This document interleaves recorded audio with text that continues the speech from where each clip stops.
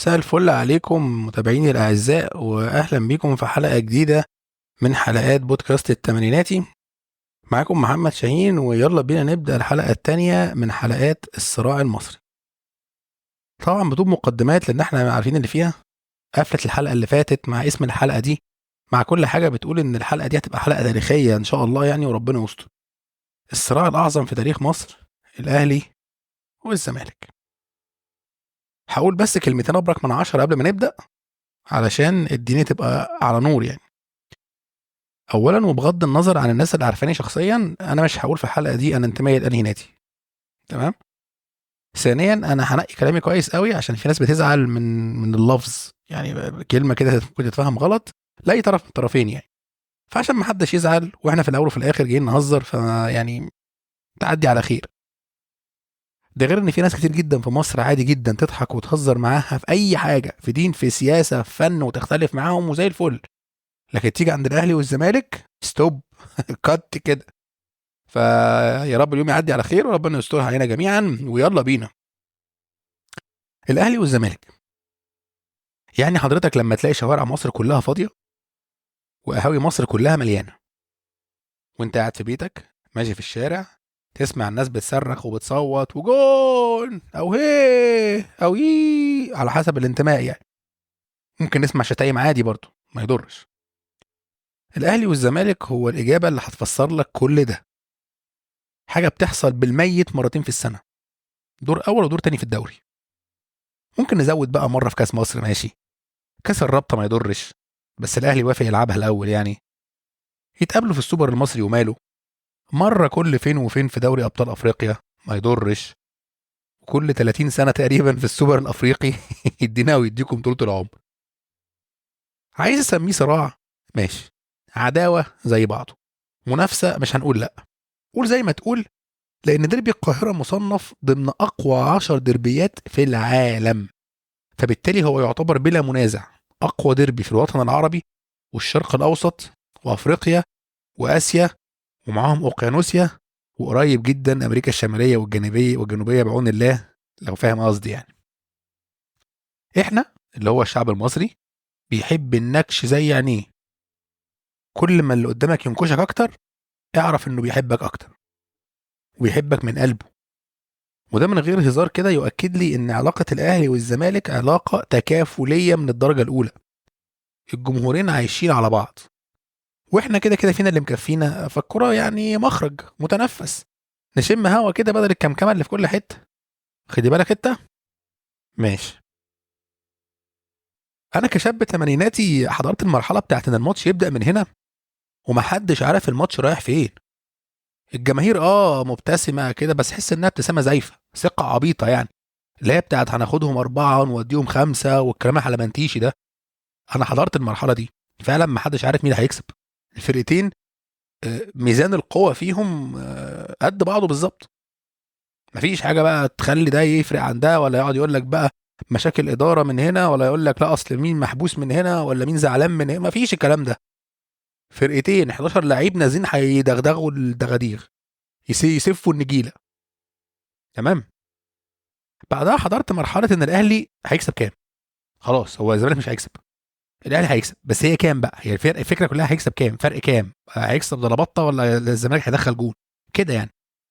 فدي من غير زعل، دي كانت مرحله من المراحل اعتقد في اواخر التسعينات اوائل الالفينات لغايه مثلا 2006، وخصوصا 2006 اللي هي تعتبر اعظم سنه في تاريخ الاهلي يعني. تمام. بعدها الزمالك بدا يشم نفسه، كام كونفدراليه على كام سوبر افريقي، على نهائي القرن اللي هنجيله كمان شويه طبعا، في سوبر افريقي، في حاجات كتير كده. تحس ان صوت احمد مكي طالع في ودانك كده عمال يقول لك هو هيعملها ولا ايه، حاجه كده يعني. فما تامنش للزمالك برضه، ممكن يكون مرقد لك. كل ماتش بقى في اي بطوله حدوته تانية خالص. الزمالك حسم الدوري، الاهلي حسم الدوري، فرقه تالته خالص حسمت الدوري، مش فارقه. الماتش ده بطوله لوحده، في اول الدوري في نصه في اخره ما يهمناش. يا عم خدوا الدوري بفرق 500 نقطه، بس هنعكنن عليكم وتخسروا مننا. فاهم حاجه؟ هي ماشيه كده. علاقه توم وجيري دي اللي بينهم كان فيها شويه محطات لا تنسى، محطات فارقه. اولها مثلا انتقالات اللعيبه. عندك لعيبه كبار اتنقلوا بين الفرقتين، جمال عبد الحميد، رضا عبد العال، حسام وابراهيم حسن، عبد الله السعيد، ومؤخرا امام عاشور. كل جمهور نادي بياخد لعيب من النادي التاني تحس انهم خدوا اسير حرب، تقولش خدوا على السافيه جور. في إيه يا جدعان؟ مش كده، ده واحد من ضمن 11 لعيب، فبالراحه على بعض، مش مستاهله يعني نحفل على بعض في حاجه تانية. محطه تانية، شويه ماتشات بقى، ماتشات لا تنسى. يعني مين ينسى سوبر افريقي 94 وصاروخيه ايمن منصور؟ مين ينسى ماتش الانسحاب لما اتطرد من الزمالك واحد وانسحبوا؟ مين ينسى ماتش الأربعة 3 في نهائي كاس مصر، ماتش الشيخ حسني؟ مين ينسى ماتش 6-1 بتاع قفة الحلقة اللي فاتت؟ كانت ملعوبة ها؟ حلوة. ماشي. بعدها بقى جه نهائي القرن في قضية قفشة، سوبر أفريقي في سوبر مصري، والدوري خلاص أهو بدأ، وهيلعبوا القمة 128 في الدوري، وهتبقى المرة ال 225 اللي يتقابلوا في مختلف البطولات الرسمية.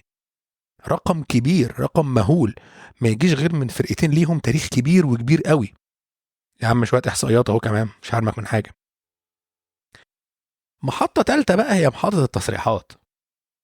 وما أدراك ما التصريحات، ده موضوع يعني محتاج حلقات وحلقات. تصريحات قذف جبهة، على كوميديا، على اتهامات، كل حاجة انت عايزها موجودة، وانتهى المتعة بصراحة. هات فشار ولب وأزأز رايس، مش هتزهق. انا كده كده مش هخش في تفاصيل كتير قوي في الحتة دي، بس الجمهورين اهلي وزمالك عارفين انا بتكلم على مين، ومين قال ايه، وامتى، وفين. صح؟ صح. فنعدي الحتة دي ونخش في اللي بعدها. احلى حتة، اكبر متعة من وجهة نظري يا جماعة هي الجمهورين، جمهور الاهلي وجمهور الزمالك. سيبك بقى لا اداره ولا لاعيبه ولا مدير كوره ولا مين كسب ولا مين خسر ولا مين اول ولا مين اخير ولا الكلام العبيط ده، انسى.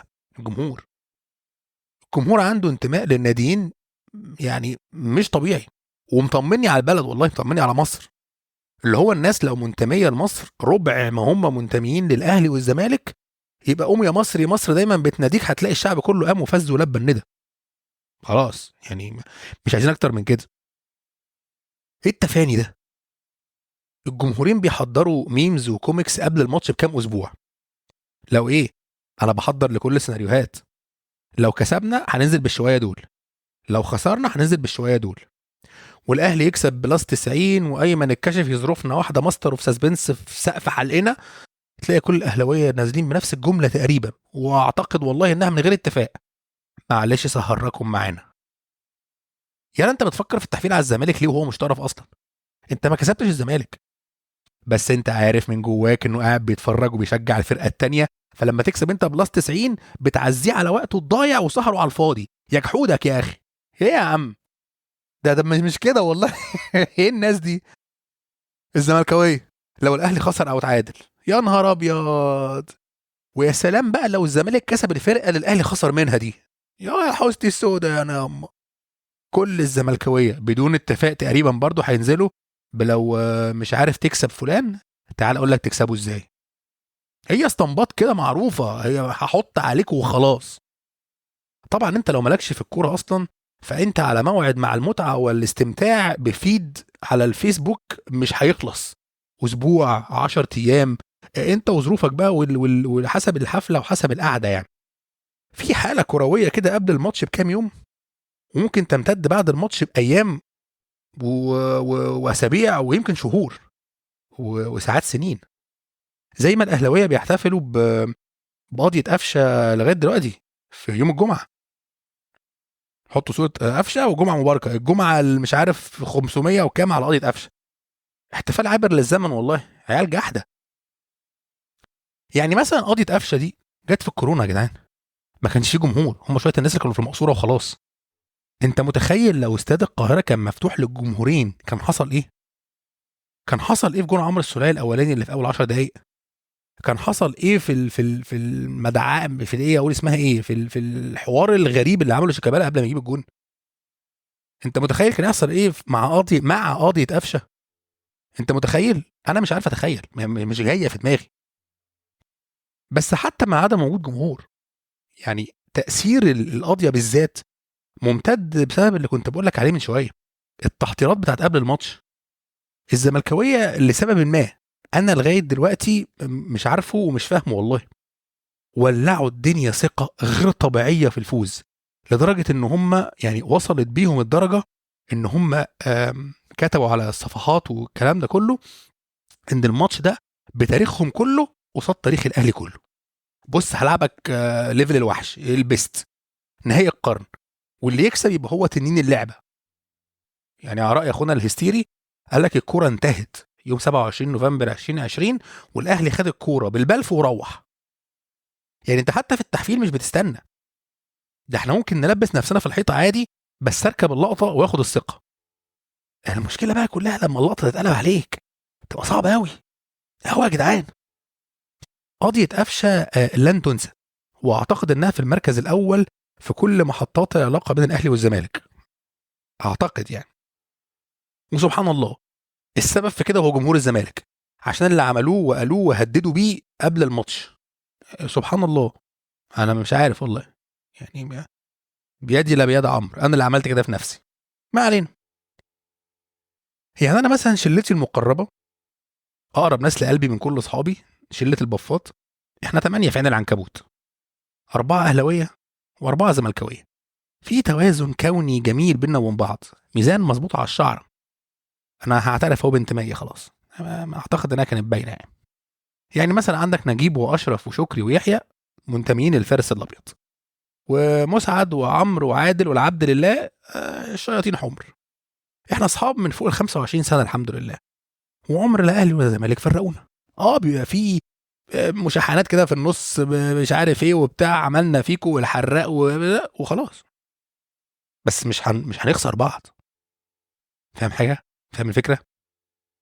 بس تعال اقول لك حاجه، وسيبك من هزار فسوه كده، في حاجه اسمها الثنائيات اللا اراديه، اللي هي يعني اول ما اقول لك كلمه هتيجي في بالك كلمه تانية على طول. يعني مثلا هقول لك عسل هتلاقي طحينه، هقول لك كلب تلاقي قطه، بطيخ تلاقي جبنه، وهكذا.